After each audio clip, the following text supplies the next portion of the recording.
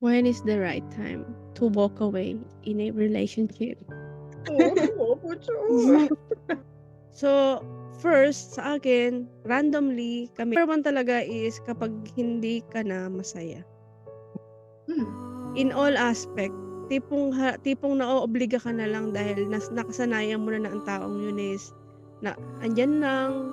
Alam mo yung, kasi nga parang matik na lang, it's a hard habit to break na lang ang nangyari. Routine na lang na, Parang Hindi ka na masaya. papu-bayo. At saka, kung may plano. Kasi ang tendency kasi, parang based plano on eh. a personal experience again. 1.5 years, walang plano. Ano na? Ganun na lang. Diba? So, kung wala talaga walang plano eh, wala na. You have to walk away na. Tsaka, yun nga, parang hindi yung para ikaw mag-antay kung ano pa yung mangyayari. So, you have to do yung, yun nga, maglakas loob ka na, magtanong. Kasi pero ang tagal ko na antay, no? Ang tagal ko bago magtanong. Inantay na ano. Taga mo nga eh. Ayun, so, yan sa akin. Isa pa yung parang, feeling mo nawawalan ka na ng respeto sa sarili mo. Nawawala na yung respect. Yun ang parang, teka lang, nababastos na ako palagi dito Every time merong gumagawa ng effort para magkita kayo, tapos, isa pa yan. Tapos yung ayaw, parang ay hindi, marami siyang dahilan. Maraming di ba? If the relationship itself is not making you any good, like it's not making you a better person or both of you. Alam mo yun? Na parang nag-grow kayo pero hindi in a way na pataas. Okay. Kapag nagla-love making kayo at hindi nyo na nararamdaman yung intensity at saka yung connection nyo na parang routine na lang ang ginagawa nyo, just masabi na lang na you're doing it. You have to think na, do something na. Usapin. Yung usapin mo pa. Pero syempre ikaw, paglalaban mo, sa'yo yun eh. Ikaw yun. Kaya nga, alam mo yun, ang tama yung sinabi niya na, ikaw, kasi ako, I'm here to stay. So parang sa akin, naman eh. Inilugar niya yung kabit. Totoo naman, inilugar kita. Para lang malaman mo, baka kasi akala mo na ako bibigay. Hindi, hoy. Dito lang ako. O sige, tinarantado ako, iniputan ako. Pero, hindi kayo mananalo. Kanya pa naman umuuwi eh. Oo. Mananatili lang kayong mga wannabes. Pag feeling ko hindi ka na, hindi mo na feel yung worth mo sa tao. Tapos, yung kahit yung mga simpleng date lang ba? Yung mga ganyan na simpleng date lang. Alam ko kung kailan ako lalabas eh. Yung parang feeling mo, ay teka, hindi mo naman papanindigan. Kapag alam mo yung sa pakiramdam mo, hindi mo kailangan tanungin kung nararamdaman mo na ito, feeling ko never itong magko-commit eh. Alis. Kumbaga, kaya sabi ko, ang bilis kong gumanyan. Kumbaga parang, sige, date tayo. Pero pag nakaramdam ako na never mo naman tong magiging, yung parang masasettle as in a relationship, walk out. Kasi parang para saan pa? Yung kwentuhan, best friend kayo eh.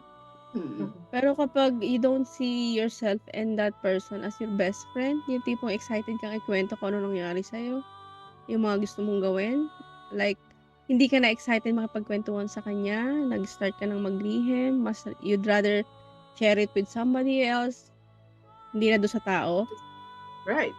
Medyo mag-isip-isip ka na rin. Kasi, nag-uumpisa ng bumaklas.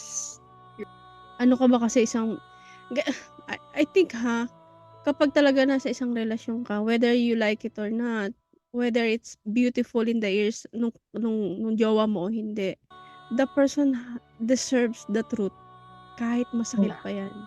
Hindi na kita mahal, let the person know para alam niya kung saan lulugar. Para kung halimbawa ano yung magiging action mo, mauunawaan niya kasi hindi mo na kamo mahal, in-inform mo na. Pero yung gawin tanga yung tao, kawawain yung tao, to have a relationship behind those persons sa likod niya, habang tutulog, habang nagtatrabaho, napakasama mong tao. Napakasama. Sana lang wag mangyari sa'yo. Ay, wala akong issue Hindi ibig sabihin, Napaka-intent naman yung napakasama kasi yun nga yung Hindi kasi, unang tanong. Anong problema napaka ano mo? eh. Anong problema ko? Hindi kindness doon. Mm-mm. Diba? Yeah. Puro gusto mo Understanding. lang. Sa'yo Sarili ma, pa, inisip mo. sa'yo ma ang nangyari. Kindness, understanding. Sa'yo nag-apply lahat ng narinig natin sa Bible. Sa kanya hindi. Dahil iniwan siya, iniiwan. Malamang, wala kang kwenta. You don't deserve. I deserve Ano kasi better. parang yung ang lalaki parang inaantay na lang na ikaw yung Bumitaw, ikaw yung mapagod. magsabi. Sa'yo, oo. Sa'yo Para mangyayari. less guilt. Ganon nangyari. Exactly. Diba at the end, ano pa rin? Convenient pa rin sa kanila? Mm-mm. True. Diba? Mm-mm. Oh. Malapit ko nang Para ituwid sa na naman kanila. yung itong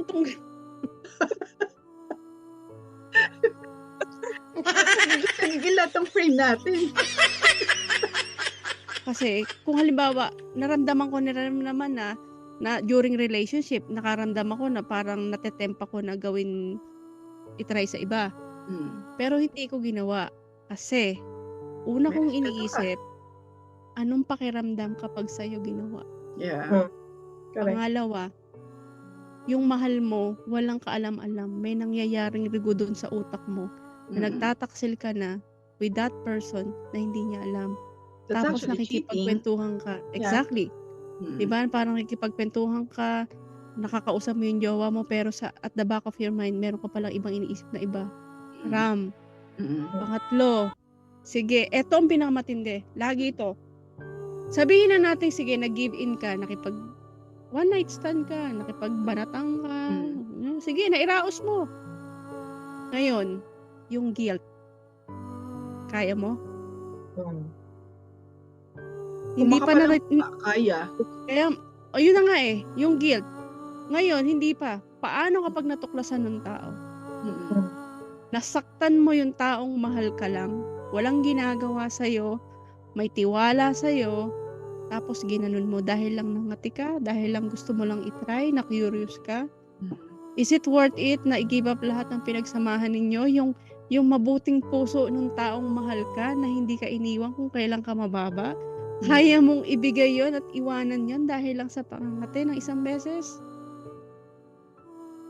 So, anong issue mo? Kanina pa ako, di ba?